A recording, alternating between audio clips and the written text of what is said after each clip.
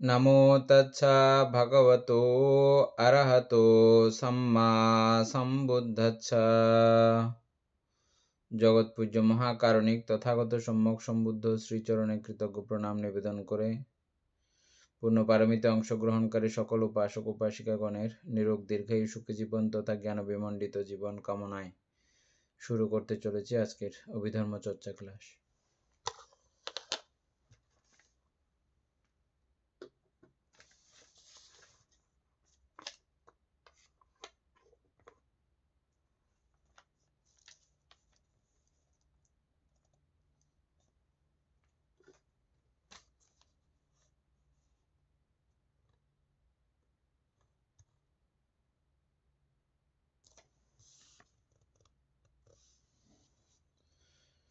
অমিতা বড়ুয়া কত পৃষ্ঠা পর্যন্ত হয়েছিল?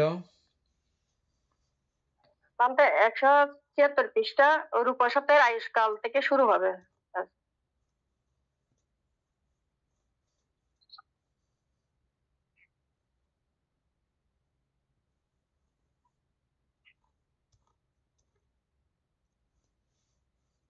রূপসত্যের আয়ুষ্কাল থেকে শুরু না? হ্যাঁ বান্তে।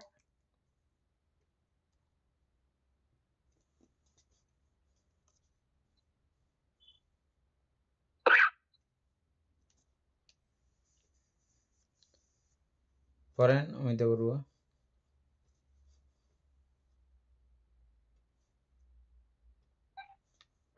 রূপসত্বের আয়ুষ্কাল। এই ব্রহ্ম পরিষদের আয়ুষ্কাল এক কল্পের, একটা টিকা আছে এখানে, এক কল্পের তৃতীয়াংশ।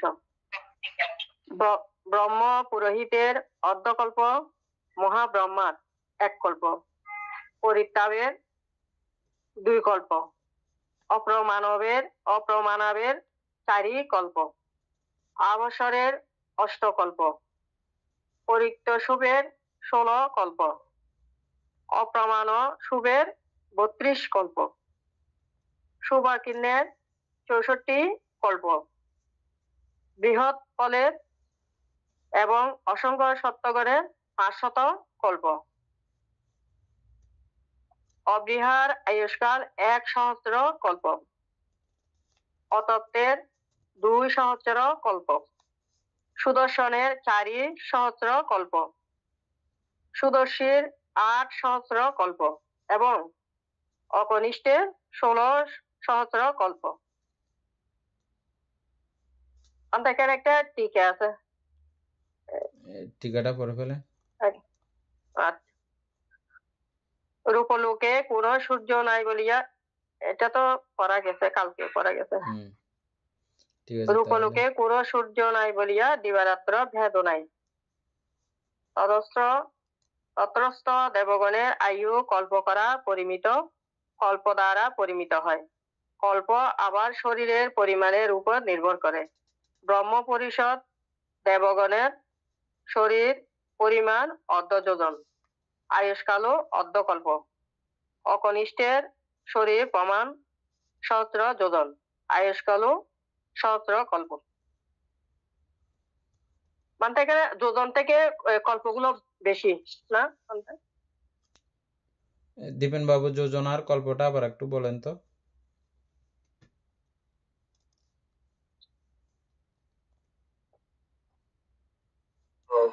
যোজন বলতে ভাবতে 2 মাইল বলেছেন গত ক্লাসে। আর কল্প হচ্ছে গিয়ে এটা কল্পনা করে, কল্পনার মধ্যে একটা সীমাবদ্ধতা আছে, ওই সীমাবদ্ধতার বেশি হলে সেটা কল্প বুঝে আর কি, এরকম। অসংখ্য কল্প। যোজন বলতে এটা একটা লম্ব বিষয়ের রাস্তার মধ্যে, রাস্তাকে আমরা মাইল বলি না, কিলোমিটার বলি না, ওটা কিলোমিটার জাতীয় বিষয় যোজন। আর কল্প হচ্ছে যেটা সময় বোঝাতে কল্প ব্যবহার করা হয়, কল্পকাল। দুইটা দুই জিনিস।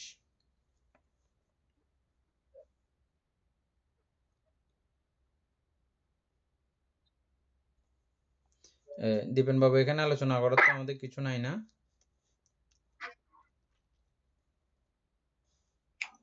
না বানতে অমিত বড়ুয়া তাহলে অরূপ লোকের প্রতিসন্ধিটা পড়ে।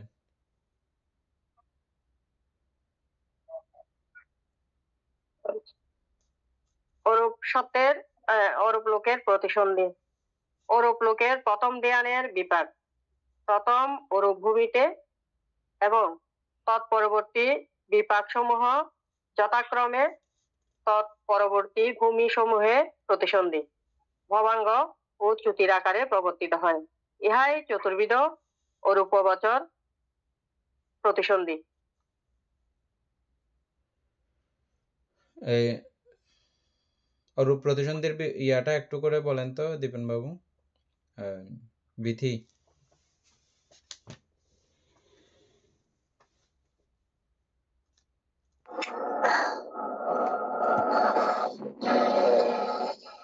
অরূপ লোকের চিত্তবিধি। হ্যাঁ চিত্তবিধি, অরূপ লোকের চিত্তবিধি না অরূপ লোকের প্রতিসন্ধি, প্রতিসন্ধি বিধি। প্রতিসন্ধি বিধি এই যে এখানে আমরা প্রতিসন্ধি অরূপ লোকের প্রতিসন্ধি না, অরূপ লোকের প্রতিসন্ধি বিধি একটা থাকবে না? না থাকবে না? থাকবে ভাবতে ওইটা ভাবতে মনোদারিক হবে না ওদের ক্ষেত্রে বিধিগুলো? হ্যাঁ মনোদারিক বিধি হবে না ওদের মনোদারিক অরূপ হবে তো। লোকের? এটা সম্ভবত অর্পণা যবনের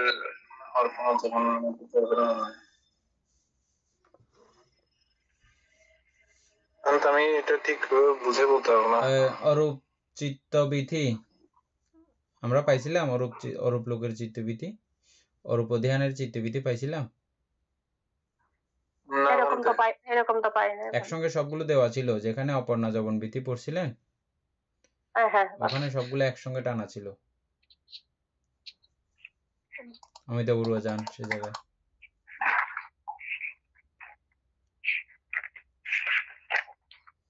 আচ্ছা এটা বাইর করেননি, তারপর এটা দেখি। এটা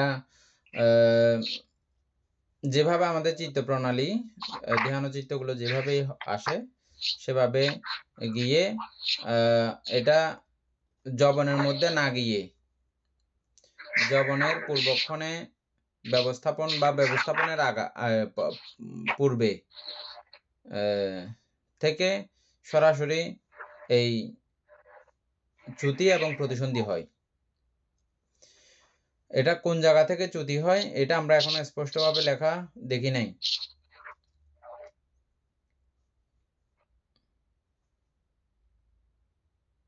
বুঝছেন?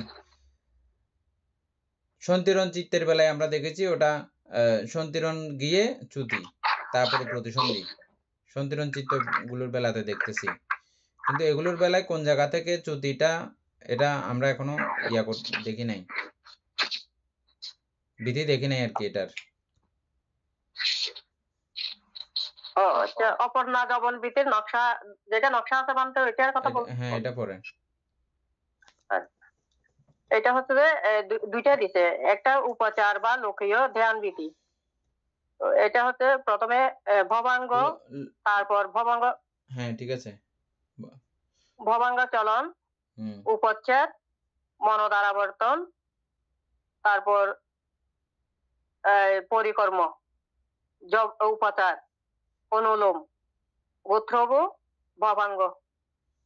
তারপর আরেকটা দিছে এখানে তারপরে ভবাঙ্গ চলন, উপচ্ছেদ, মনোদ্বারাবর্তন, পরিকর্ম, উপাচার, অনুলোম, গোত্রব, ধ্যান। এই ধ্যানটা হবে যে, আর সব জায়গাতেই ধ্যানগুলো থাকবে, বুঝছেন? এরপরেরটা দেখেন, এরপরেরটা দেখেন ধ্যান আছে কিনা দেখে নেন। দ্বিতীয় ধ্যানীয় ধ্যান থাকবে, তৃতীয় ধ্যানীয় ধ্যান থাকবে, পঞ্চম ধ্যানীয় ধ্যান থাকবে, অরূপ ধ্যানীয় ধ্যান থাকবে, অরূপের 4টাতেও ধ্যান থাকবে।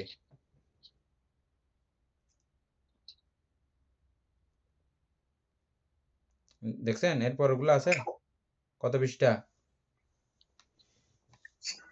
এটা 165 পৃষ্ঠা। দিবেন বাবু দেখেন তো 165 পৃষ্ঠা। হ্যাঁ বানতে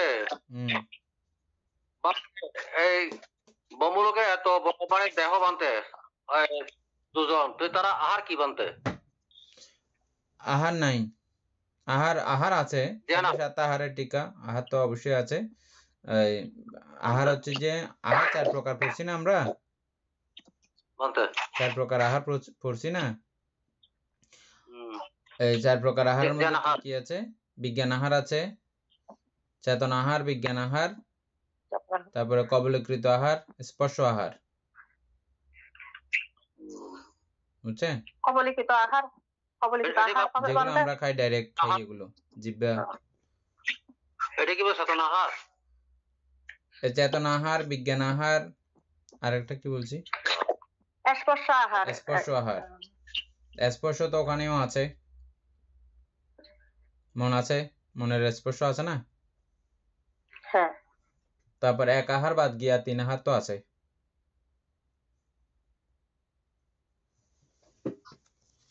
1 আহার বাদ গিয়া 3 আহার আছে। ঘন্টা 165 পৃষ্ঠে এখানে ওই এরপর আর কোনো ইয়া নেই, পুরো ধ্যানভূমির পুতুল বাবা আহার বুঝতে পারেন? মানে আমাদের খাবারটা মানে কবলীকৃত আহার এই যে সবচেয়ে সর্বা না, এছাড়াও যে আমাদের মনের আহার যে হয়, মন যে আহার করে, এটা বুঝতে পারেন? হ্যাঁ, ঠিক আছে। এটা এর থেকে আরো সূক্ষ্ম পর্যায়ে যেতে যেতে এটা আরো খুব সুন্দরভাবে বোঝা যায় যে ওনাদের আহার আছে, ওনারা আহার করেন।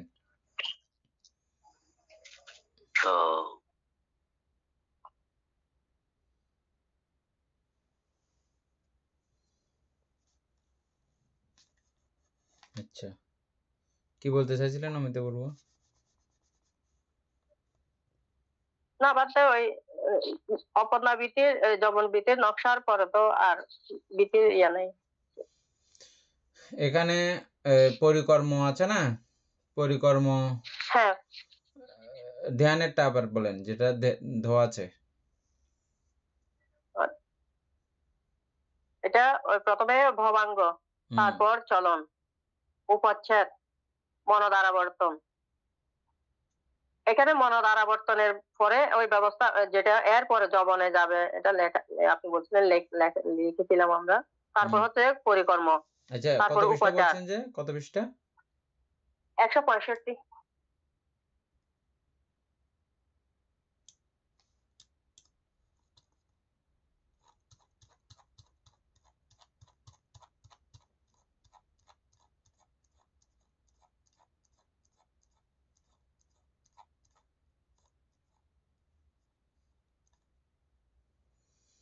লোকীয় ধ্যান চিত্ত বৃত্তির নকশা।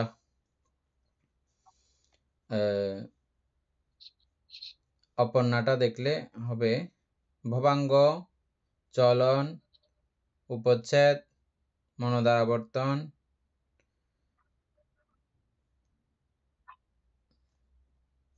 পরিকর্ম। এই মনোদ্বারাবর্তনের মধ্যে পর্যন্ত আসবে বলে আমার ধারণা আর কি। হ্যাঁ, ধ্যানের মধ্যে গেলে তো আবার চিত্ত নতুন করে গঠিত হলো, এটা চ্যুতির দিকে যাচ্ছে না। এইখানে কোন জায়গাতে এটা চ্যুতিটা সংগঠিত হয়, এটা আমরা এখনো লেখা বিধিও কোনো কিছু পাই নাই। এটা আমরা প্রশ্ন দিয়ে রাখছি, প্রশ্নের উত্তর আসবে, আসলে তারপর আমরা ইয়ে করবো। হ্যাঁ,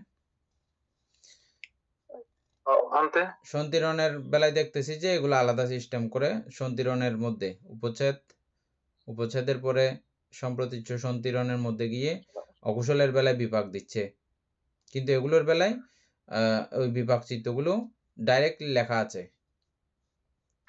এই চিত্তগুলো ডাইরেক্ট লেখা আছে।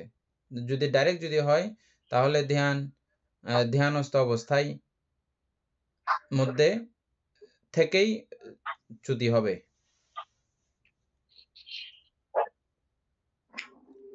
যদি বিপাকটা যদি বরাবর যেভাবে আমরা লেখা দেখেছি, বিপাকটা মনে আছে? অমিত বড়ুয়া অরূপ ধ্যানের বিপাকটা ইয়ে করেন, অরূপ ধ্যানের বিপাক বিধিটা বলেন।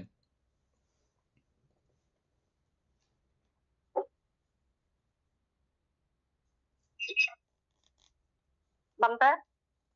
অরূপধ্যানের বিপাক ভীতি।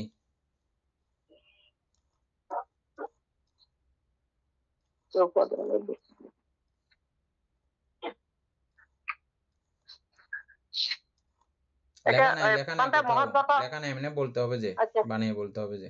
আচ্ছা আচ্ছা, ওই যেগুলো আমরা এখানে ওই মহৎগত গুলো পড়ছিলাম, মহৎগত ভীতি। না, ওখানেও লেখা নাই, কিছু নাই, এই জায়গা থেকে আপনাকে বানাইতে হবে যে। দীপেন বাবু বানান তো।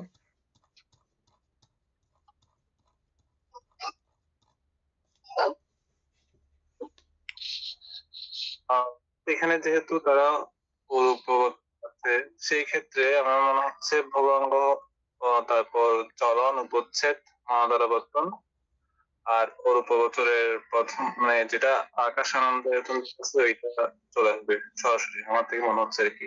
তারপর ভবাঙ্গ।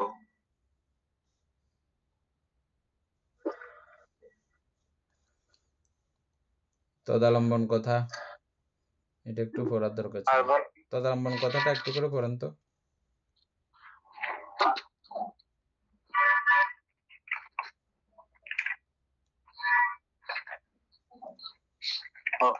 সময়টা দিব নাকি আপনি পড়েন। পড়া না তো।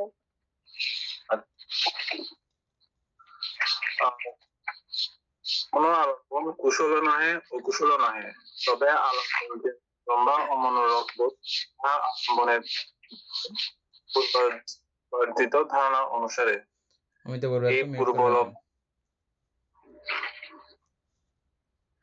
এই পূর্বলব্ধ ধারণা উপস্থিত আলম্বনের স্পর্শে বিপাক আকারে উৎপন্ন হয়। পঞ্চবিজ্ঞান সম্প্রতিচ্ছ সন্তিরণ ও তদালম্বন স্থানের সহিতই এই বিপাক সম্বন্ধীভূত। তবে যবন স্থানে ইহা নবীভূত হয়। যে আলম্বন কুশল বিপাক উৎপন্ন করে তাহাই ইষ্ট বা মনোরম, ইচ্ছিতব্য অর্থে ইষ্ট বাঞ্ছনীয়, অনিচ্ছিতব্য অর্থে অনিষ্ট অবাঞ্ছনীয় অমনোরম। বাঞ্ছিত হোক বা অবাঞ্ছিত হোক, বিপাক স্বতই উৎপন্ন হয়। ইষ্ট বা অনিষ্ট আলম্বন বিপাক চিত্তকে বঞ্চনা করিতে পারে না। দর্পণস্থ মুখছবির উপর যেমন কাহারও কোনো কর্তৃত্ব নাই, ইহা কর্মজ মুখমণ্ডলেরই প্রতীক, তেমন এই তদালম্বন চিত্তের উপরও কাহারও কোনো আধিপত্য নাই, ইহা সে বিধিস্থ যবনেরই প্রতিক্রিয়া। ভবাঙ্গে যেন উপচিত হইতে যাইতেছে এবং অবকাশ পাইলে পঞ্চ বিজ্ঞানাদিতে বা প্রতিসন্ধি বিজ্ঞান আকারে পুনঃ ফলদান করিবে। পুরোটা পূর্বান্তে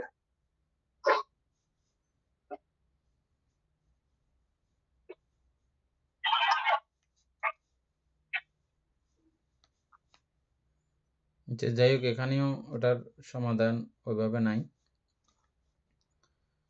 আমার মনে হচ্ছে এখানে অরূপবচরের ক্ষেত্রে এগুলো মানে অরূপবচরে যবনের যে জায়গাটা, যবনের যে কার্যক্রমটা, ওখানে যাইলে আবার চিত্ত নবীভূত হচ্ছে। তো নবীভূত যদি হয় তাহলে ওটা তো ওইখানের চিত্ত, ওটাকে বিপাক বলা হচ্ছে না, ওটাকে কুশল বলা হচ্ছে, ঠিক আছে? আর বিপাকের এই চার্টগুলো আমরা পাই নাই এখনো। বিপাকের ভীতি, সন্তিরণের বিপাকের ভীতি পাইছি সন্তিরণের মাধ্যমে যেটা, কিন্তু এগুলোর বিপাক ভীতি, বিপাক চার্টটা আমরা এখনো পাই নাই। এগুলো দিলে পরে আমরা আলোচনা করব। হ্যাঁ, অরূপবচরের ক্ষেত্রে এগুলো ক্রিয়া যবন হয় না, ধ্যান উদ্দেশ্যে সেগুলোর ক্ষেত্রে। অরূপবচর ক্ষেত্রে ক্রিয়া যবন কেন হবে? কারণ বলতে ওইখানে এগুলো যদি কুশল হয়ে যায় তাহলে সেটার জন্য ইয়া হচ্ছে না, সংস্কার বা কি বলে এগুলোকে কর্মরাশি জমা হচ্ছে না। প্রশ্নটা হয় না ঠিকঠাক মতো, আবার ইয়ে করেন, আবার বলেন। বলতে যাচ্ছি, মনে করেন আমরা পৃথিবীতে আমরা যারা ধ্যান করব, তাদের ক্ষেত্রে কুশল হবে, অরূপ কুশল ইয়া হচ্ছে চিত্ত, কিন্তু অরূপবচরে যখন হবে সেগুলো কিন্তু কুশল চিত্ত হবে তো না, এগুলো তো ক্রিয়া চিত্ত হওয়ার কথা। কুশল চিত্ত হবে যে, কুশল চিত্ত তাহলে হবে। ভাবতে এখন আমাদের কথা সেটা না, এটা তো কুশল চিত্ত ধ্যানে বসলে, ধ্যান করলে যখন ধ্যানে চলতে থাকবে যাবে, তখন এটা ধ্যান চিত্ত। এখন এই বিপাক হওয়ার সময় এখানে অন্যান্য বিষয়ের বেলায় দেখাচ্ছে যে পূর্বলব্ধ বিষয়গুলো এটা সন্তিরণ পর্যন্ত আসতে দেখা যাচ্ছে। পূর্বলব্ধ আমার পূর্ব সঞ্চিত বিষয় সন্তিরণ পর্যন্ত এসে তারপর চ্যুতি, আবার যবনে যাচ্ছে না পুনরায়। বুঝছেন? এটা কিসের ক্ষেত্রে বলতে? এটা অকুশলের ক্ষেত্রে আমরা দেখতেছি, অকুশলের তো কোনো বিপাক চিত্ত নাই। পূর্বলব্ধ সঞ্চিত বিষয়গুলো উৎপন্ন হয়ে ও এটা সন্তিরণ পর্যন্ত আসে। মানে অকুশলের বিপাক চিত্ত আছে না? না, অহেতুক অকুশলের বিপাক চিত্ত যেগুলো প্রতিসন্ধিকালের বিপাক চিত্ত আর কি। প্রতিসন্ধিকালের বিপাক চিত্ত এগুলো হত্যা, চুরি, ব্যভিচার সহ যত অকুশল কর্ম আছে, ওই অকুশল কর্ম যা আমার পূর্বে সঞ্চিত ছিল এটা উৎপন্ন হবে। উৎপন্ন হওয়ার পরে এটা যথারীতি যেটা যেভাবে হওয়া দরকার সেভাবে হয়ে সন্তিরণ পর্যন্ত আসবে ভীতির মধ্যে। সন্তিরণের পরে চ্যুতি, তারপর প্রতিসন্ধি, প্রতিসন্ধির পরে প্রবর্তনকাল, প্রবর্তনকালের পর আবার চ্যুতি। বুঝে গেছে এখন? এটা কি চ্যুতির বিধিচিত্ত? চ্যুতির বিধিচিত্ত আমরা আঁকা দেখি নাই, আমি আইডিয়া করতেছি লেখা অনুসারে। হ্যাঁ, তো ওইগুলো চ্যুতির বিধিচিত্তগুলো এখানে লেখা পাইলে আমাদের আর একটু ক্লিয়ার হয়ে যাইতো। এটা এখানে লেখা আমরা পাই নাই, এই জন্য এটা খুঁজলাম যে এতক্ষণ। যাই হোক, তাহলে হয়তো যবনের আগেই এটা চ্যুতি সংগঠিত হয়ে অথবা ধ্যানস্থ অবস্থা থেকেই চ্যুতি সংগঠিত হতে পারে, যে কোনো জায়গা হতে পারে। আমরা এখনো নিশ্চিত না, আমরা পরে উত্তর পাইলে আমরা পরে আবার করবো, সমাধান করবো। হ্যাঁ, কত পৃষ্ঠা যে এটা আমরা কত পৃষ্ঠাতে পড়তেছিলাম যে 173 পৃষ্ঠা।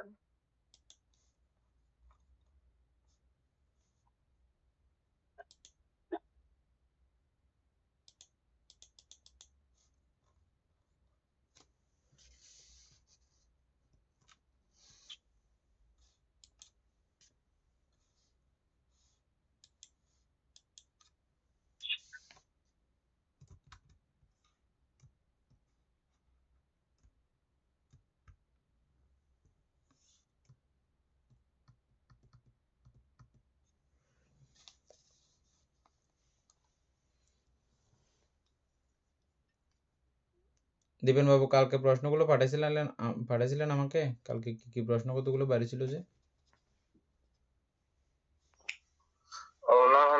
ওই অষ্টমহাকুশল বিপাক প্রতিসন্ধির আকারে প্রবর্তিত হবে কোন চিত্তগুলোর কারণে মনুষ্যলোকে প্রতিসন্ধি হলে প্রতিবন্ধী হয়। এটা নিয়ে আর এই অরূপ সত্যের প্রতিসন্ধি বিধি, অরূপ সত্যের চ্যুতি প্রতিসন্ধি বিধি কিভাবে হয়, এটা একটু প্রশ্ন লিখে রাখেন। কালকে প্রশ্ন, আজকের প্রশ্ন প্রায় সেমই।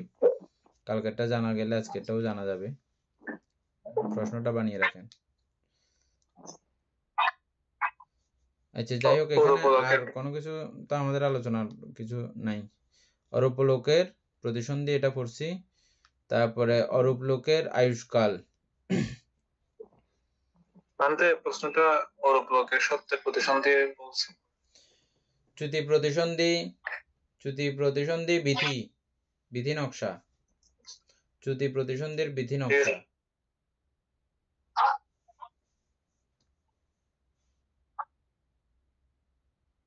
শুধু অরূপ লোকের না, মানে সব লোকের চ্যুতি প্রতিসন্ধির বিধি নকশা। আমরা দুইটার তো বিধি নকশা আমরা জানছি, অকুশলের এবং উপকাশ অগত সন্তিরণ চিত্ত কুশলের যেটা আছে এটা, এগুলো আমরা জানছি।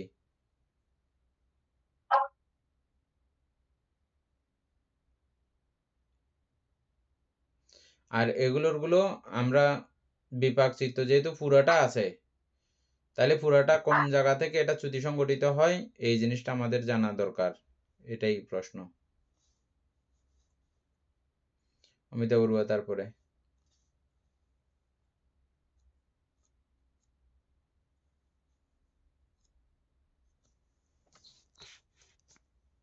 অরূপ সত্যের আয়ুষ্কাল।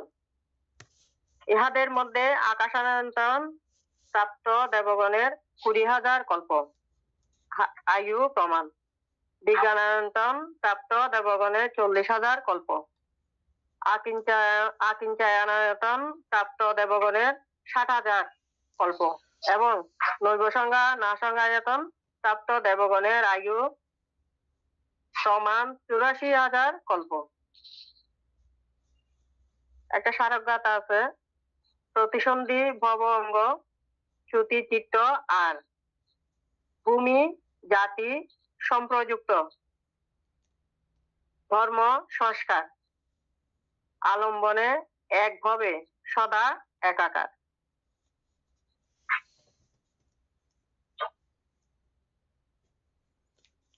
প্রতিসন্ধি ভবাঙ্গ চ্যুতিচিত্ত আর ভূমি জাতি সম্প্রযুক্ত ধর্ম সংস্কার আলম্বনে একভাবে সদা একাকার। যখন যে আলম্বন, সেই আলম্বন অনুসারেই বাকি কার্যগুলো সংগঠিত হয়।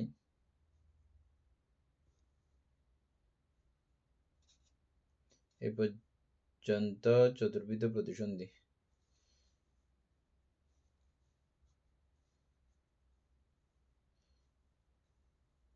না, এটা বোঝা যাচ্ছে না। তারপরে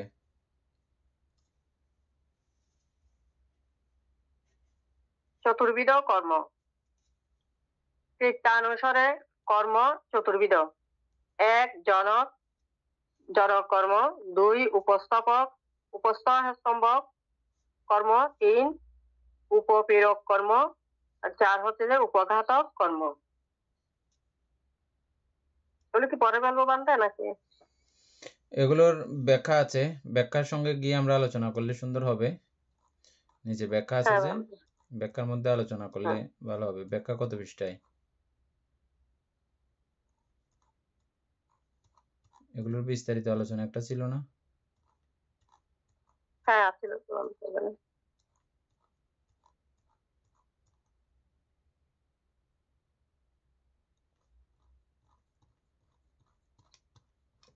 আচ্ছা, না ঠিক আছে, বিস্তারিত আলোচনা একসঙ্গেই লাগানো আছে পরে।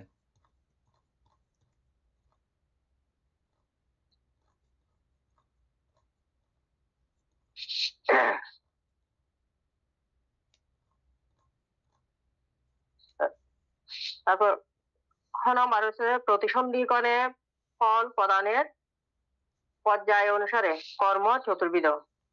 একটা হচ্ছে গুরু কর্ম, 2 মরণাসন্ন কর্ম এবং আচরিত কর্ম, 4 কৃতত্ব কর্ম। গ প্রবর্তনের ফল প্রদানের কাল অনুসারে কর্ম চতুর্বিধ। প্রবর্তনে 1 ইহ জীবনে ফল অনুভবনীয়, দৃষ্টধর্ম বেদনীয়। 2 ঠিক পরবর্তী জীবনে ফল অনুভবনীয়, উপপাদ্য বেদনীয়। 3 পরবর্তী দ্বিতীয় জন্ম হইতে যে কোনো জন্মে ফল অনুভবনীয়, অপর পর্যায়ে বেদনীয়। 4 ভূতপূর্ব কর্ম, যাহার ফল প্রদান শক্তি এবং এক সময় ছিল, এখন চিনবীজ। তারপর হচ্ছে ঘ ফল প্রদানের স্থান অনুসারে 1 অকুশল, 2 কামবচরে ফলদ কুশল, 3 রূপবচরে ফলদ কুশল এবং 4 অরূপবচরে ফলদ কুশল। উপরোক্ত অকুশল কর্ম দ্বার অনুসারে ত্রিবিধ কায় কর্ম, বাক কর্ম, মনোকর্ম, তাহা কিরূপে প্রভেদীকৃত। এটা পর্বান্তা এগুলো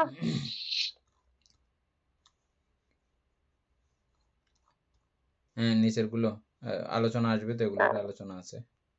হ্যাঁ বান্তা।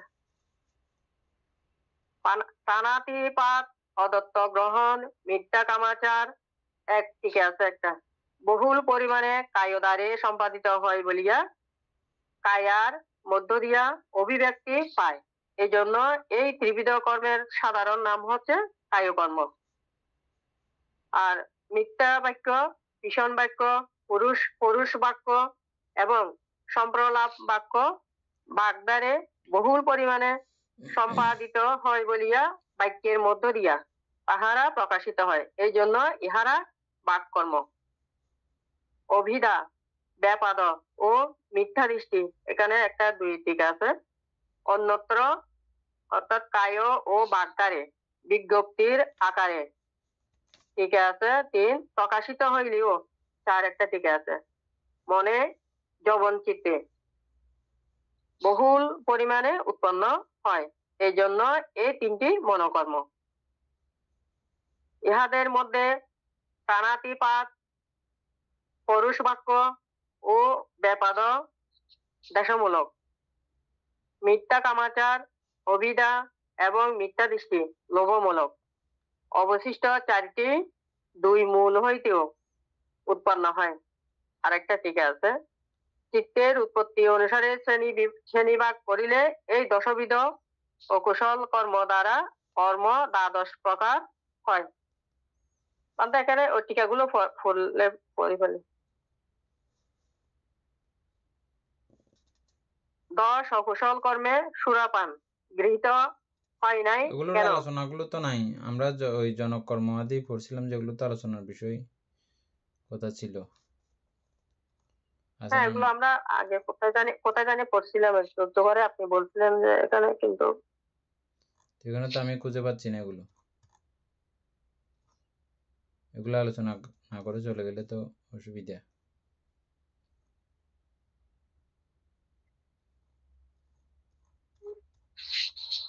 না, একদম তো দেখা যাচ্ছে না।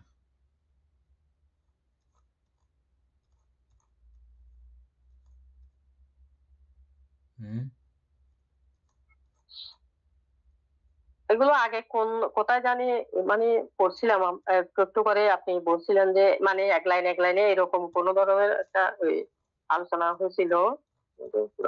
আচ্ছা, তাইলে বাদ দেন, এমনি আমরা একটু একটু আলোচনা করে চলে যাই। হ্যাঁ, যেদূর পারি আর কি। নাকি অন্য চ্যাপ্টার আছে সেটা তো জানি না, এটা ইয়া পর্যন্ত আমি দেখে ফেললাম, সড়ক গাথা পর্যন্ত দেখে ফেললাম যে নাই।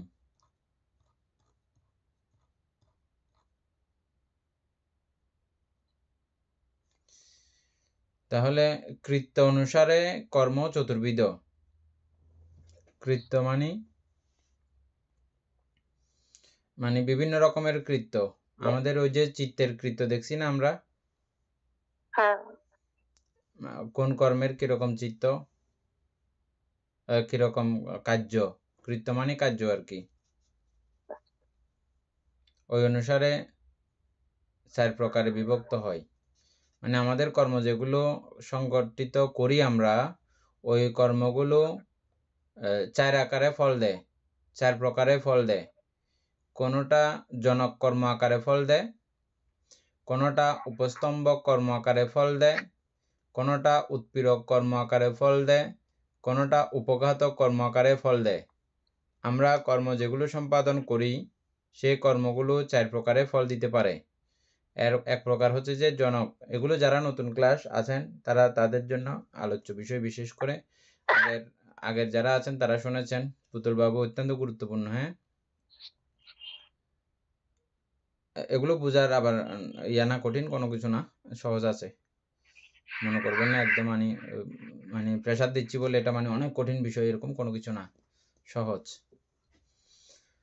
আর মনোনিবেশ করলে উত্তম রূপে আসলে সহজ, আসলে সুন্দর। মনোনিবেশ না করলে তখন যে কোনো কিছুই কঠিন মনে হয়। আমরা যে চিত্তগুলো সম্পাদন করি বা যে সংস্কারগুলো প্রতিনিয়ত সম্পাদন করি বা যেই মনোবৃত্তিগুলো আমাদের উৎপন্ন হচ্ছে, এগুলো ভবাঙ্গের মধ্যে বা যখন সংস্কার আকারে যখন পুঞ্জীবিত হয়ে যায়, আমরা দেখলাম যে তদালম্বনের মধ্যে একবার সঙ্গে সঙ্গে একবার ফল দিয়ে দেয়, তদালম্বন যদি হতে পারে। এটা দেখছি আমরা, মনে আছে? এখানে তো একবার ফল দেবেও, সেখানে ফল দিয়ে ওটার কার্যক্রম আবার শেষ না। এটার কার্যক্রম ওখানে আবার ববাঙ্গের মধ্যে সেভ হয়ে থেকে যায়। ওটা আমি তদালম্বনের মধ্যে একবার ফল পাই গেলাম, এটা শেষ, ওরকম কোনো ঘটনা নাই। ওটা এমনি আপনি ওটার একটু করে আস্বাদন হালকা করে পাবেন যে, কিন্তু মূল রেজাল্ট, মূল ফল জমা হয়ে থেকে যায়, সেভ করা হয়ে গেছে। ওই সেভ করা বিষয়গুলো আমাদেরকে ফল দেওয়ার সময় চার ভাবে ফল দেয়। ওই সেভ করা বিষয়গুলো আমাদের মধ্যে যা সেভ করা আছে, ববাঙ্গ যা সেভ করে রেখেছে, ওই সেভকৃত বিষয়গুলো চার ভাবে ফল দেবে। একটা হচ্ছে যে জনক আকারে। এই জনকটা কি? ওই যে প্রতিসন্ধি বললাম, 19 প্রকার প্রতিসন্ধি বিজ্ঞান, এই 19 প্রকার প্রতিসন্ধি বিজ্ঞান আকারে যেগুলো ফল দেবে, এগুলোর নাম হচ্ছে যে জনক কর্ম। বুঝছেন শিল্পী বড়ুয়া? জনক কর্ম কাকে বলে?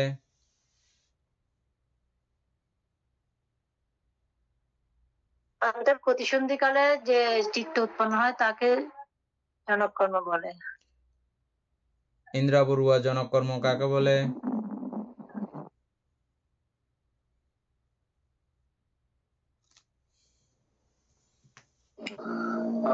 আনতে হুম,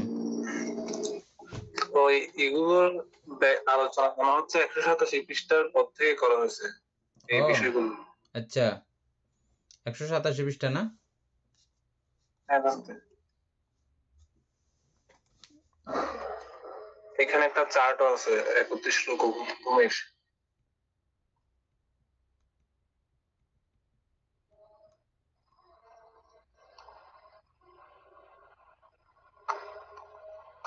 উৎপীড়ক কর্মের ন্যায় বিপরীত জাতীয়। আচ্ছা, সেখানে পাইলে তো ভালো। হ্যাঁ বানতে আছে, আছে তো বানতে আছে না? হ্যাঁ, এই তো 187 88 পৃষ্ঠার মধ্যে আছে। এখানে যদি আমরা এখান থেকে পরে যাই, ওই 87 পৃষ্ঠা তৎপর এই চারি ভূমিতে কাহা দ্বারা প্রতিশুদ্ধি হয়, এটা এখানে লেখা আছে বানতে। এর আগে পড়ছি যে একটু একটু মনে পড়তেছে। এখানে এই বিষয় আলোচিত করিতে যাইয়া চিত্তের সংখ্যাপাত্য বর্ণনা, এটা তো বিধিমুক্ত চিত্তের।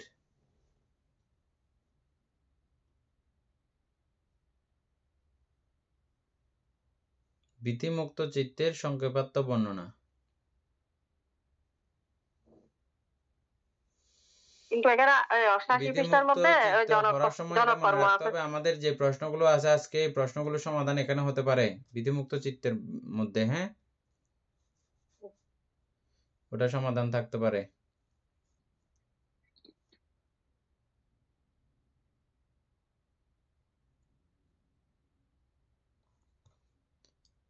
আচ্ছা, যাই হোক, আমরা এখানে তো আবার পড়বো।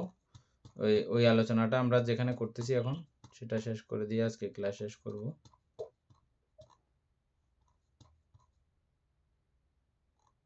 এখানে বানতে ওই 87 পৃষ্ঠা 88 পৃষ্ঠার মধ্যে ওই জনকর্ম, তারপর উপঘাতক যেগুলো এখন পড়ছি, এগুলো আছে এখানে 87 88 পৃষ্ঠার মধ্যে আছে। তাহলে এখন কি করতাম? এগুলো পড়ে চলে যাইতাম এরকম? না, এখনই বুঝে গেলে ভালো না? বুঝে যায়নি, যেগুলো পারবো না ওখানে মূল জায়গাতে গিয়ে আলোচনা করব আর কি। হ্যাঁ হ্যাঁ বানতে আচ্ছা, পরবর্তীতে আমরা যখন এগুলো পড়বো তখন আলোচনা করা আরো যাবে। ভালো লাগবে তখন। হ্যাঁ তাহলে দীপেন বাবু বলেন, জনক কর্ম কাকে বলে?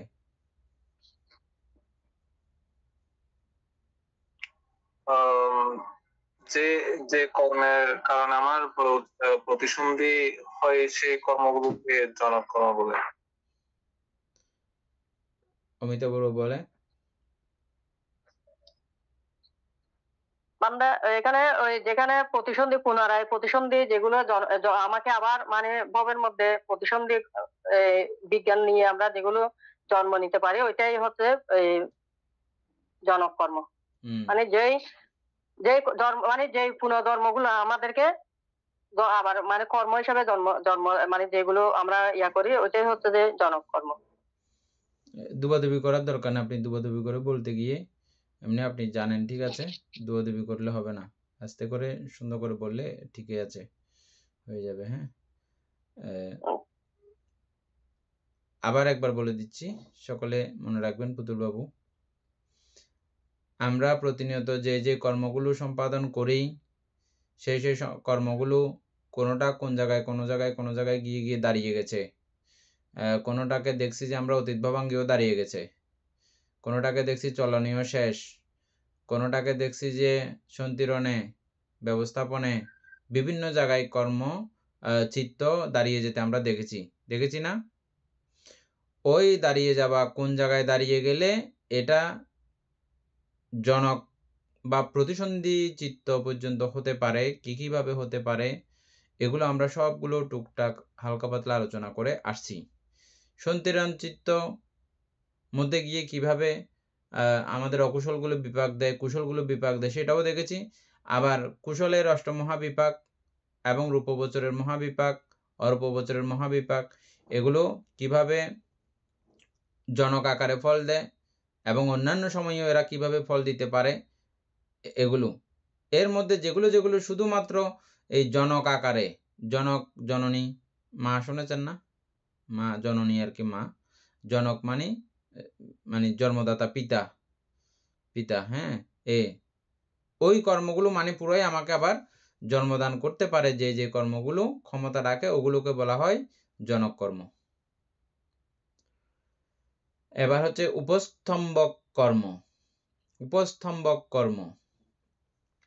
উপস্তম্ভক কর্ম কিরকম? আমি জনক কর্ম যে ভবাঙ্গ নিয়ে যেভাবে গঠিত হয়েছে, এখন আমি মনুষ্য অবস্থায় আছি, আমার এখানে জন্ম আবর্তনকাল চলছে,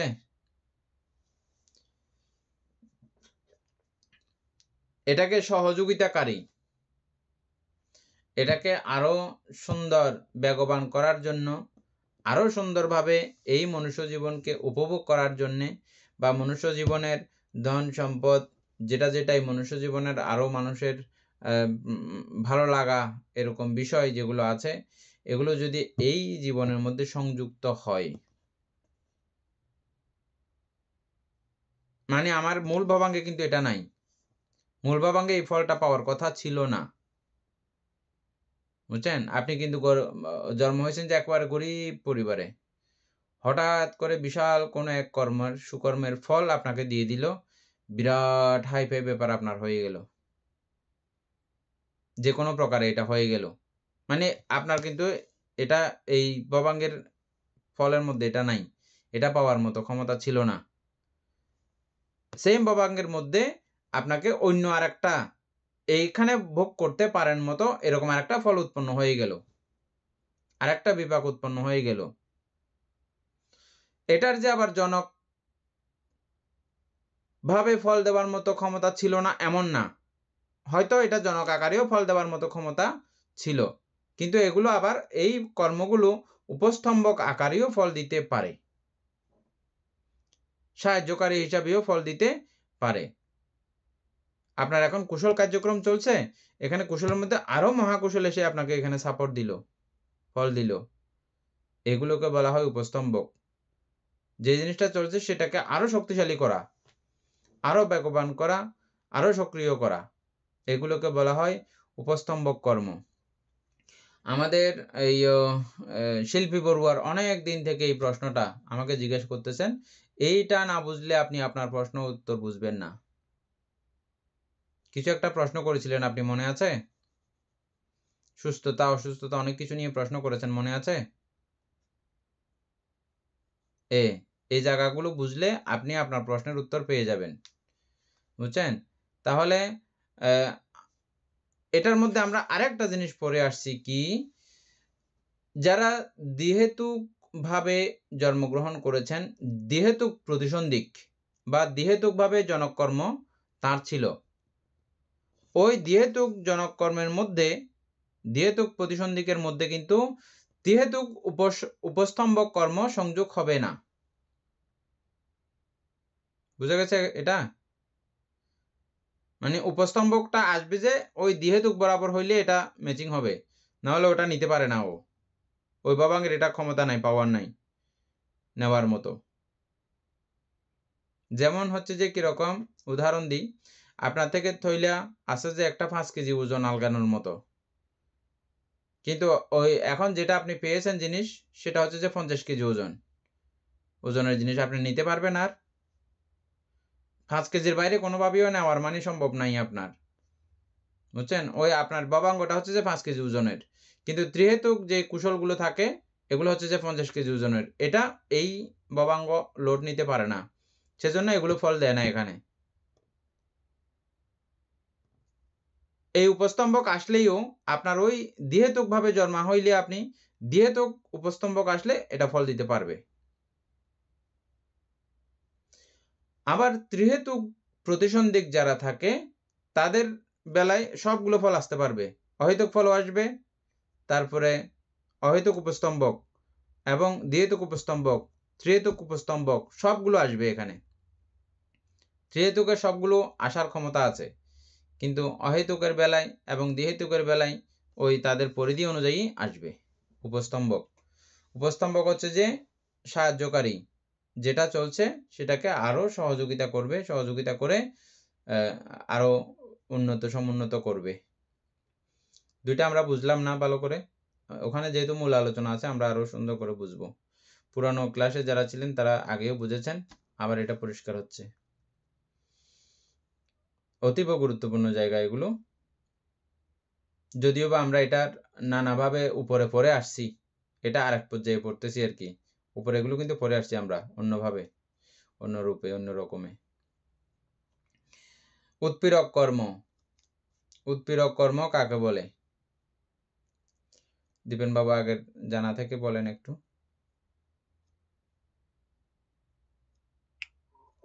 আমি এগুলো সব ভুলে গেছি। অমিতাভ বড়ুয়া বলেন। মানে উৎপীড়ক হবে যে এখানে উৎপীড়ক কর্ম, এটা জনক কর্মের বিপাককে ওই দুর্বল করা বা বাধা দেওয়া এই ধরনের হবে। বেশ, আপনার তো এটা মনে আছে। এগুলো মনে রাখার জন্য আপনাকে ধন্যবাদ ক্লাসের পক্ষ থেকে। এই টুকটাক এগুলো মনে না থাকলে বা এই ক্লাসের মধ্যে এগুলো তো দেশনা হইলে বা আমি আমার তালে বলে যাইতাম, হ্যাঁ আমরা তো দেশনা করতেছি না, আমরা ধাম্মা সাক্কাসা। আমিও শিখতেছি আপনাদের কাছ থেকে, আপনারাও শিখতেছেন সবার কাছ থেকে, আমরা সবাই শিখতেছি। তো টুকটাক সবার একটু একটু মনে থাকলে এগুলো মজা লাগে আর কি আলোচনা করতে। ও উপস্তম্ভকের বিপরীত হচ্ছে যে ওই উৎপীড়ক কর্মটা। ওটা হচ্ছে যে আপনি এখন মনুষ্য জীবনে আছেন সুন্দর করে, এখানে আরো পুণ্যগুলো আপনাকে সাপোর্ট দিচ্ছে। আর উৎপীড়ক কর্ম হচ্ছে যে আপনাকে এখানে ভেজাল লাগাই ফেলবে, যেটা চলতেছে সেটাকে আরো কি করে দেবে, বিঘ্ন ঘটাই দেবে। মানে একটা কিছু আপনার উৎপন্ন হয়েছে, উৎপন্ন হওয়ার সম্ভাবনা দেখা যাচ্ছে, একটা ভালো কিছু হওয়ার সম্ভাবনা দেখা যাচ্ছে, এখানে কেউ না কেউ গন্ডগোল ভেজাল লাগাই দেয়, বুঝছেন? মানে ওটা আর হতে পারে না, হতে চায় না, হতে পারে না। আছে না এরকম ঘটনা? মানে আপনি একটা জিনিস করতে যাচ্ছিলেন এবং হবে বলেও আপনার ধারণা ছিল, হচ্ছিলও, কিন্তু সেখানে এসে কি করলো, এখানে উৎপীড়ক এসে ঝামেলা করে দিল। কিরকম বলবো,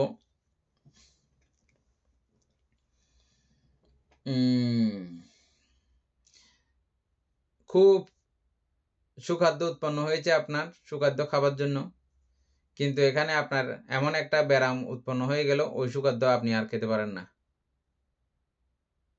উৎপীড়ক মানে ওই অসুস্থতার কারণে আপনার ওই খাবার সুবিধাটা আসলেও ওই অসুস্থতার কারণে আপনি সেই খাবারগুলো আর খেতে পারবেন না।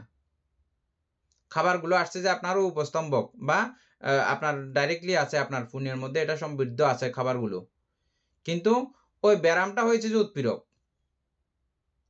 উৎপীড়ন করে, ওই ব্যারামটা হওয়ার কারণে, অসুখটা হওয়ার কারণে আপনি ওই খাবারগুলো আর খেতে পারবেন না। আপনার পুণ্যের ফলে অ্যাসিরুম তৈরি হয়েছে আপনার জন্য, অ্যাসিরুম বানিয়েছেন, কিন্তু আপনি অ্যাসিরুমে ঢুকলে মাত্র আপনার সর্দি কাশি এটা সেটা নানা জাতীয় কেরেঙ্কাল শুরু হয়ে যায়। আপনি ওই পুণ্যের সুফলটা আপনি ভোগ করতে পারতেছেন না, কেন? আপনার শরীরে সেটা সাপোর্ট করতেছে না। এটা অসুস্থতা আপনার উৎপীড়ক। এটা জাস্ট উদাহরণ বরাবর না মিললেও না মিলতে পারে, উদাহরণ দিচ্ছি আর কি আপনার বোঝার জন্য।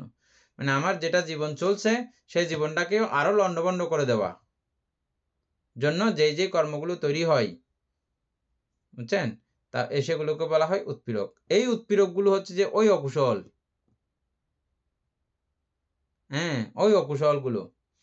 আবার কুশলও অনেক সময় এরকম উৎপীড়ক হতে পারে। মানে আমি আরো ভালো একটা কিছু পাইতে যাচ্ছিলাম, হ্যাঁ, ভালো একটা কিছু পাইতে যাচ্ছিলাম, এখন এখানে মনে করেন 5 লাখ টাকা দামের কোনো একটা জিনিস আমি পাইতে যাচ্ছিলাম, তো এখানে 10 টাকা দামের জিনিস একটা এটা প্রতিবন্ধকতা সৃষ্টি করে দিল।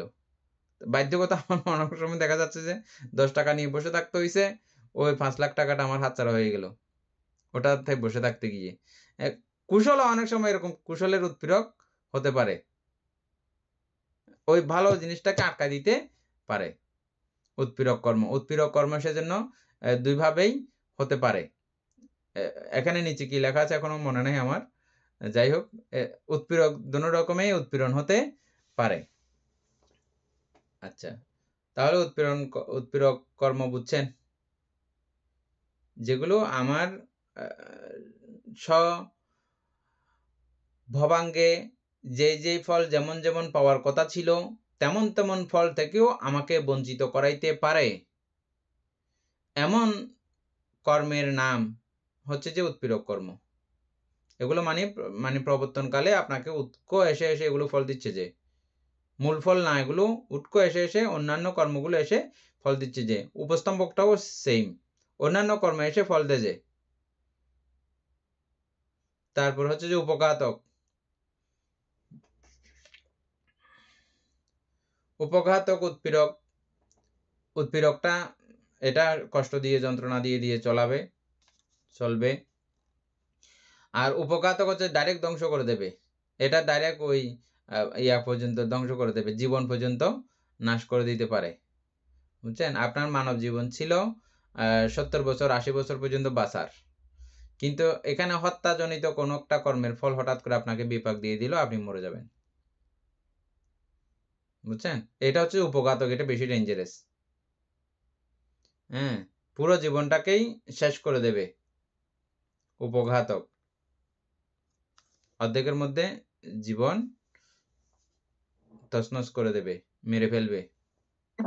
কোনখানে যাওয়ার সময় হঠাৎ করে দুর্ঘটনা, অ্যাক্সিডেন্ট, হ্যাঁ, এগুলো আমাদের এই উপঘাতক কর্ম, মানে হঠাৎ করে ওই জাতীয় কর্মের বিপাক যদি চলে আসে তাহলে এটাকে বলা হয় উপঘাতক।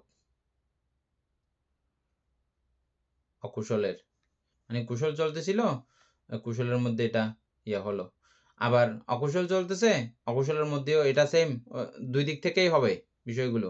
এটা কুশল এবং অকুশল নির্ণয় করে বলা হয় নাই এখানে, দুই দিক থেকে এগুলো হবে, কুশল অকুশলের উপঘাতক, অকুশল কুশলের উপঘাতক, এভাবে দুই দিক থেকেই বিষয়গুলো হবে। এই সাইডটা না বুঝে থাকলে কেউ বলেন, পরে যদিও বা আবার আলোচনা আছে, কোনো অসুবিধা নেই। দীপেন বাবু ক্লিয়ার না? হ্যাঁ বান্তে। প্রতিসন্ধি ক্ষণে ফল প্রদানের পর্যায় অনুসারে কর্ম চতুর্বিধ। প্রতিসন্ধি ক্ষণে ফল প্রদানের পর্যায় অনুসারে আবার চতুর্বিধ, বুঝছেন। কোনটা আগে ফল প্রদান করবে প্রতিসন্ধির মধ্যে, এটা নির্দিষ্ট থাকে কিছু বিষয়, এটাও আমরা আগে আলোচনা করেছি। প্রথম হচ্ছে যে গুরুকর্ম। আমরা যে কর্ম সম্পাদন করি, যে চিত্তরাশি উৎপন্ন আমরা করতেছি প্রতি মুহূর্তে প্রতিক্ষণে, এগুলোর মধ্যে কিছু আছে যে গুরুকর্ম। আমরা গুরুকর্মগুলো আগে আলোচনা করেছিলাম। কি আছে সেই গুরুকর্ম? মাতৃহত্যা, পিতৃহত্যা, অরহতহত্যা, বুদ্ধপদে রক্তপাত, সঙ্গভেদ, এই 5টা হচ্ছে যে গুরুকর্ম। তারপরে ঊর্ধ্বভাগীয় গুরুকর্ম কি? প্রথম ধ্যান, দ্বিতীয় ধ্যান, তৃতীয় ধ্যান, চতুর্থ ধ্যান, পঞ্চম ধ্যান। উপরের দিকে 5টা আর নিচের দিকে 5টা। প্রক্ষান্তরে আবার অনেক সময় বলা হয় ঊর্ধ্বভাগীয়, এগুলোকে অনেক সময় অস্বীকার করা হয়। কেন? লোকীয় কোনো মানুষ যদি প্রথম ধ্যান হতে পঞ্চম ধ্যান লাভ করে, সে পরবর্তীক্ষণে আবার কিন্তু ওই নিচের পঞ্চ আনন্তরিক কর্ম করে ফেলতে পারে।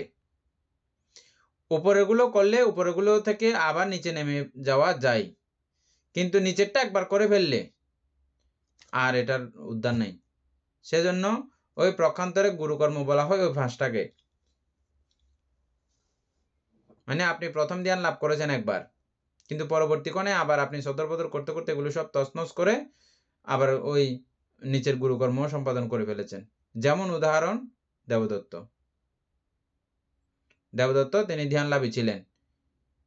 আপনারা গল্প শুনেছেন না, ঋদ্ধি যুগে ইয়ার কাছে গিয়েছিলেন, অজাতশত্রুর কাছে সাপ হয়ে ঋদ্ধি যুগে।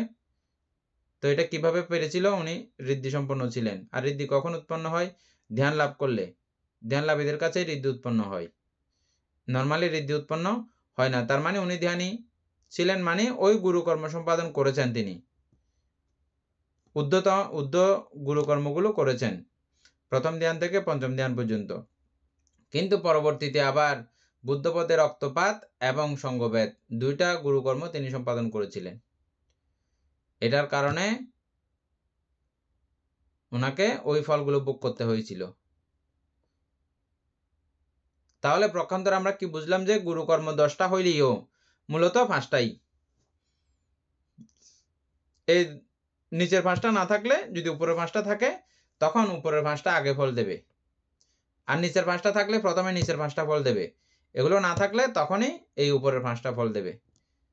এই প্রথম এগুলো হচ্ছে যে আমাদের ভবাঙ্গ নিয়ম, কর্ম নিয়ম, একটা নিয়ম আছে না, নিয়ম, ধর্মতা, বাধ্যগত। এগুলো মানে কোনো এটার আর বিপরীত নাই, ব্যতিক্রম নাই, বাধ্যগত একদম। অন্যান্য অনেক কিছুর বেলায় আমরা কিছু ব্যতিক্রম দেখেছি, অনেক কিছু, যেটাকে আমরা বিভাজ্যবাদ হিসাবে বলি। আমরা অনেক কিছু 19-20 ব্যতিক্রম আছে। হ্যাঁ, এটা অনেক সময় কাটা যায়, ইয়ে হয়ে যায়, 19-20 হয়ে যায়। অনেক সময় এই কর্মের ফল ভোগ করতে হয় না বা বেঁচে যায়, এরকম অনেক কিছু ব্যাপার আমরা দেখে আসছি না, পড়ে আসছি না। কিন্তু গুরুকর্মের বেলায় কোনো রকমের কি নাই, ছাড় নাই। এগুলোকে বলা হয় গুরুকর্ম। আরো অনেক কিছু আমরা জেনেছিলাম, আপনাদের আশা করি মনে আছে সবগুলো। প্রথম ফল দেবে যে গুরুকর্ম, তারপরে হচ্ছে যে মরণাসন্ন কর্ম। এই গুরুকর্মের অভাবে, গুরুকর্ম যাদের থাকবে না তাদেরকে ফল দেবে যে মরণাসন্ন কর্ম। মরণাসন্ন কর্ম কাকে বলে?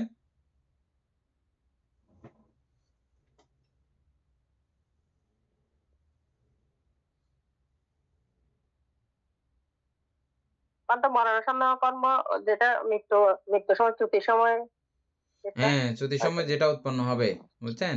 এটা কায়িক, বাচনিক, মানসিক যেটাই হোক না কেন, তখন যে কর্ম সম্পাদন করেছে এবং চলতে চলতে যে জায়গাতে গিয়ে দাঁড়াচ্ছে আর কি।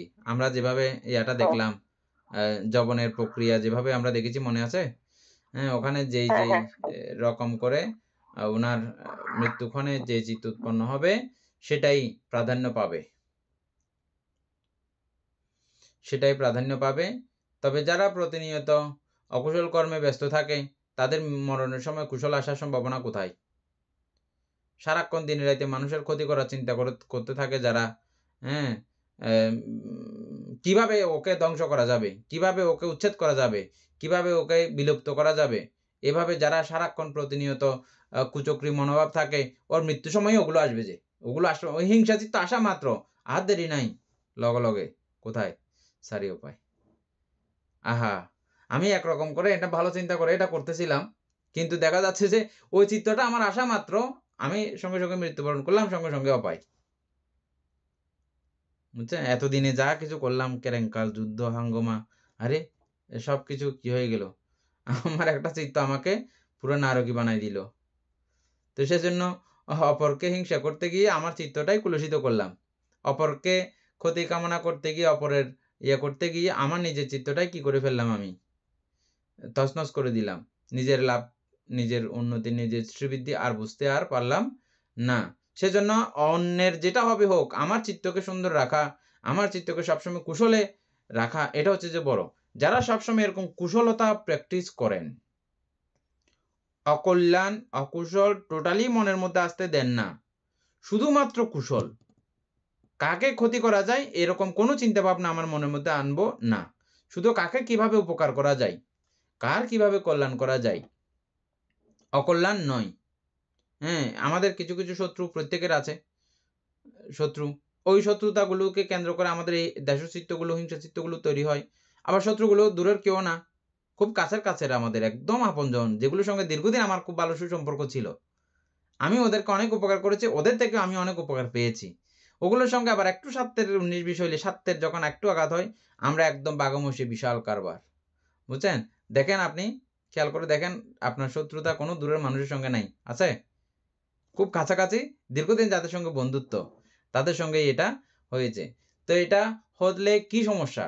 হলে এই চিত্তটা উৎপন্ন হওয়া মাত্র আমরা এখন দেখতেছি যে কি, এই মরণাসন্ন, এই মৃত্যুক্ষণে আমার ওই উনাকে হিংসা করছি, যে উনার প্রতি দেশ চিত্ত উৎপন্ন করছি, যে উনাকে ঠুসি মারা দরকার একটা, উনাকে ভয়ঙ্করভাবে লাথি মারা দরকার একটা, এগুলো আসার সঙ্গে সঙ্গে আমি যদি মরে যাই, সঙ্গে সঙ্গে অপায়। এটা মরণাসন্ন কর্ম যদি এরকম আসে। আর যারা সারাক্ষণ দানশীল ভাবনায় ব্যস্ত, পরোপকারে ব্যস্ত, হ্যাঁ, তাদের মৃত্যু সময় আসবে যে জাতীয়, আমার ওইটা একটু করতে পারলে ভালো হইতো, ওকে একটু উপকার করতে পারলে ভালো হইতো, ওকে একটু সহযোগিতা করতে পারলে ভালো হইতো, আমি আর একটু ধ্যান করতে পারলে ভালো হইতো, আর একটু বুদ্ধ বন্দনা করতে পারলে ভালো হইতো, আর একটু অভিধর্ম চর্চা করতে পারলে ভালো হইতো, আর একটু এই জাতীয়গুলো আসবে, কুশলগুলো আসবে। যারা সারাক্ষণ কুশলে ব্যস্ত থাকে, কুশল নিয়ে ব্যস্ত থাকে, তো তাদেরকে এমনি মৃত্যুক্ষণে এমনি অটোমেটিকভাবে তাদের এই চিত্তগুলো ঘোরাঘুরি করবে। বুঝছেন? এগুলো এই আলোচনার বিষয় না, এমনি নর্মালি আমি আলোচনা করে ফেলছি, আমাদের অত্যন্ত দরকারি বিদায়। এটাকে বলা হয় মরণাসন্ন কর্ম। তখন যেটা আসবে মৃত্যুক্ষণে, চ্যুতিক্ষণে, ওটাই মরণাসন্ন কর্ম। তারপর হচ্ছে যে আচরিত কর্ম। সারা জীবন আমি কিভাবে আচরণ করেছি, আমার আচরণকে নির্ভর করে। এটা হচ্ছে যে আমরা ওই ছোটবেলায় একটা শুনেছি, পুণ্য এবং পাপ ফাল্লার মধ্যে মাপি চাইবু, শুনেছেন?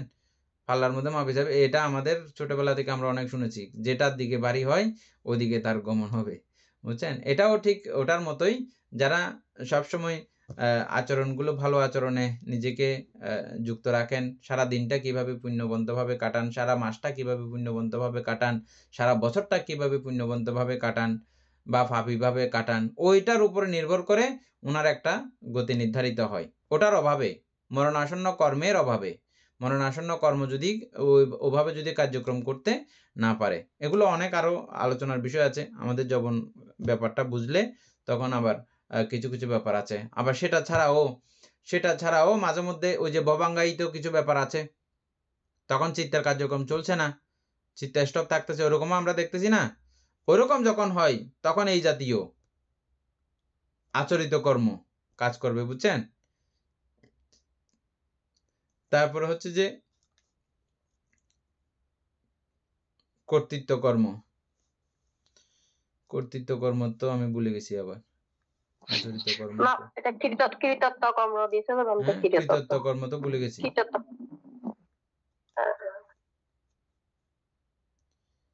কৃতত্ব কর্ম তো ভুলে গেছি।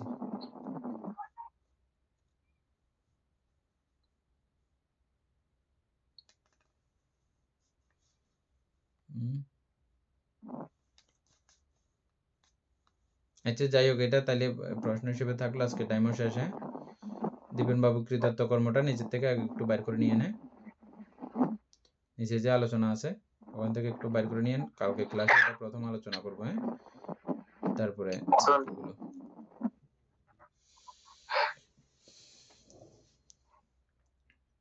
সদ্ধর্মপ্রাণ প্রিয় উপাসক উপাসিকা বৃন্দ, এতক্ষণ যাবৎ আমরা অভিধর্ম অর্থ সংগ্রহ চর্চা করেছি, আলোচনা করেছি। এতে আমাদের অপ্রমেয় পুণ্য সাধিত হয়েছে। এই কথাগুলো বলতে বলতে, এই কথাগুলো শুনতে শুনতে আমাদের চিত্তই যেন নিজে যেন প্রবোধ দিচ্ছে অকুশলকে বারণ করার জন্য, এবং কুশলে উদ্দীপনা, উৎসাহ বাড়িয়ে দিচ্ছে আমাদের এই কথাগুলো শোনার কারণে, বলার কারণে। হ্যাঁ, এটা সবচেয়ে বড় পুণ্য, এবং প্রত্যক্ষ পুণ্য, দৃষ্ট পুণ্য, দেখতেছি এমন পুণ্য। অনেক পুণ্য আছে যে আমরা অনেক সময় ফলগুলো দেখতে পাই না। এর ফলগুলো, এর সুফলতাগুলো আমরা এখন কিন্তু প্রত্যক্ষ দেখতে পাই। এর থেকে বড় পুণ্য, মহান পুণ্য আর কি হতে পারে? সুতরাং এতক্ষণ এই সুমহান পুণ্যের মধ্যে আমরা রমিত ছিলাম। আমাদের এই পুণ্য রাশি অনন্ত চক্রবাসী সত্যগণকে দান করছি, গুরুভান্তে দেবকে দান করছি, মাতা পিতাগণকে দান করছি, এবং আমরা এই পুণ্যের কাছে প্রার্থনা করব নির্বাণ লাভ অবধি অসৎ ব্যক্তি মূর্খ ব্যক্তি পাপ মিত্রের সংসর্গ লাভ না করে সদা সর্বদা জ্ঞানদর্শী কল্যাণ মিত্রের সান্নিধ্য সংসর্গ লাভ করতে সক্ষম হই। এইরূপ সাধু সংকল্প পোষণ করে আজকের মতো ক্লাস এখানে সমাপ্ত করছি। সাধু সাধু সাধু।